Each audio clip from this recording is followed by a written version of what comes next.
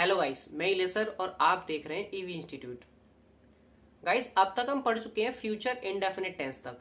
आज हम पढ़ेंगे फ्यूचर कंटीन्यूअस टेंस को।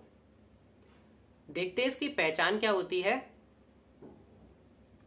जिन हिंदी वाक्यों के अंत में रहा होगा, रही होगी, रहे होंगे आदि शब्द आते हैं, फ्यूचर कंटीन्यूअस टेंस कहलाते हैं। ये तो हो गई इसकी पहचान। हम टेंस को पहचानेंगे कैसे। आइए अफर्मेटिव की तरफ चलते हैं और इससे पता चलेगा कि इसके रूल्स क्या होते हैं, हम इसको ट्रांसलेट कैसे करेंगे।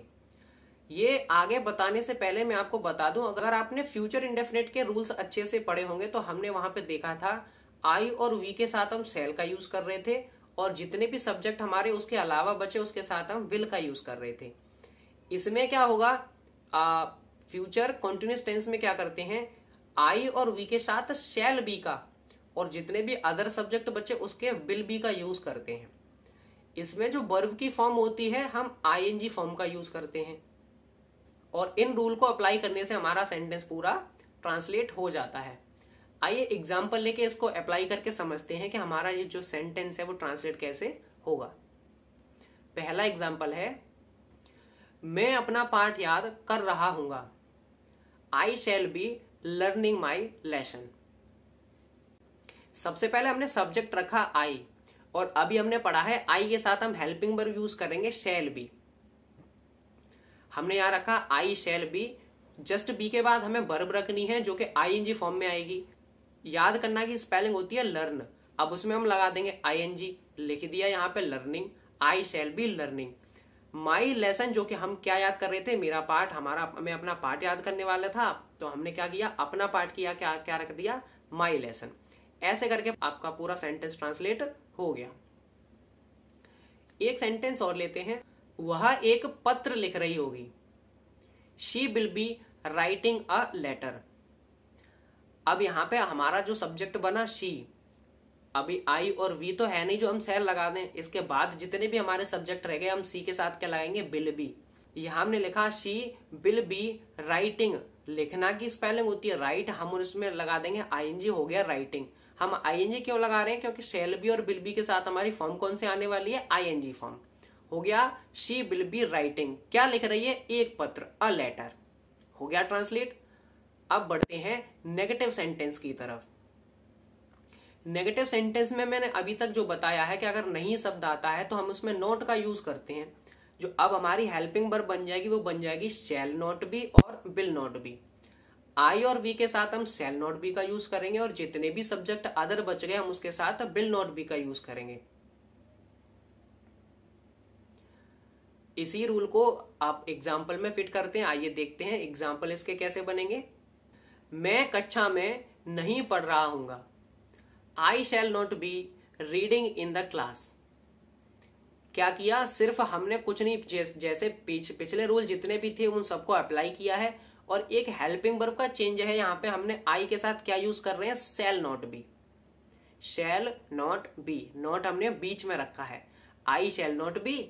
और क्या नहीं पढ़ूंगा तो रीडिंग, कहां पे नहीं पढ़ूंगा, क्लास में, तो I shall not be reading in the class. इस तरीके से ट्रांसलेट हो गया। एक और एग्जाम्पल लेते हैं, वह घर नहीं जा रहा होगा। He will not be going home. He के साथ हमने कौन सी हेल्पिंग वर्ब का यूज किया है, विल नॉट बी का। जाना की स्पेलिंग क्या होती है, गो, लगा दिया आईएनजी, तो क्या हो गया, ही विल नॉट बी गोइंग। अब कहां जा रहा है, घर को जा रहा है, तो हमने यहाँ पे क्या लिख दिया, होम। अच्छा, होम से पहले हमने यहाँ पे टू नहीं लगाया। हमेशा जो कि आपकी एक वर्ब है गो, उसके जस्ट बाद अगर कोई डेस्टिनेशन होती है तो हम वहां लगाते हैं टू। यहां होना चाहिए था गो टू होम, लेकिन हमने ऐसा नहीं किया, यहां हमने लिखा है गो होम। अच्छा, ऐसा क्यों किया, क्योंकि होम से पहले आपका टू का यूज नहीं होता है। इसको मैंने पहले ही एक वीडियो बनाई थी इसके ऊपर जिसमें अच्छे से समझाया था कि हमने कहां पे टू का यूज नहीं करते। अगर टू का यूज किया तो वो सेंटेंस गलत हो जाता है, इस वजह से हमने यहाँ पे क्या किया, गोइंग होम कर दिया, हमने टू का यूज नहीं किया है। अगर आपको टू का रूल अच्छे से समझना हो तो आप वीडियो को पूरा देख लें। मैंने पहले वीडियो अपलोड कर रखी है, आप उसको देखकर अपना डाउट क्लियर कर सकते हैं। आइए अगले सेंटेंस की तरफ बढ़ते हैं। अगला सेंटेंस है हमारा इंटरोगेटिव सेंटेंस। इंटरोगेटिव सेंटेंस को हम पहले भी समझ चुके हैं कि हम इसको कैसे ट्रांसलेट करते हैं। अगर हिंदी वाक्य में क्या शब्द पहले होता है तो हेल्पिंग वर्ब आगे रख लेते हैं और यदि क्वेश्चन वर्ड वाक्य के बीच में होता है तो सबसे पहले क्वेश्चन वर्ड, फिर हेल्पिंग वर्ब और उसके जस्ट बाद सब्जेक्ट का यूज करते हैं। इतना तो हमें अच्छे से आता है, तो सीधा सीधा एग्जाम्पल की तरफ चलते हैं। एग्जाम्पल बना लेते हैं इसके। क्या मैं अपना पाठ याद कर रहा हूंगा? Shall I be learning my lesson. Helping verb आगे आई तो हमारी हेल्पिंग वर्ब आई के साथ शैल आती है, तो शैल आई हमने यहां पे कर दिया। शैल आई बी लर्निंग, बी रह गया और अब हमारी वर्ब की आईएनजी फॉर्म आनी है। इस तरीके से पूरा सेंटेंस ट्रांसलेट हो गया। लास्ट में हमें एक बात याद रखनी है, लास्ट में हमें क्वेश्चन मार्क लगा देना है, नहीं तो सेंटेंस गलत हो जाएगा। एक इंटेरोगेटिव का एग्जाम्पल और लेते हैं जो कि सेकंड टाइप का होगा। एग्जाम्पल लेते हैं, तुम्हारे पिताजी कल कहां जा रहे होंगे?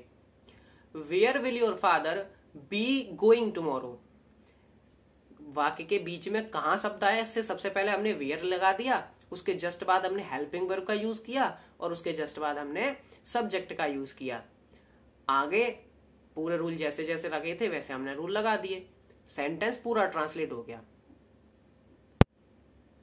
इस तरीके से हमने फ्यूचर कंटीन्यूअस टेंस को पूरा कवर कर लिया। गाइस, अगर आपका कोई अभी भी डाउट रह गया है तो आप मुझे कमेंट कर सकते हैं। वीडियो को लाइक करें, चैनल को सब्सक्राइब करना ना भूलें गाइस। Thank you.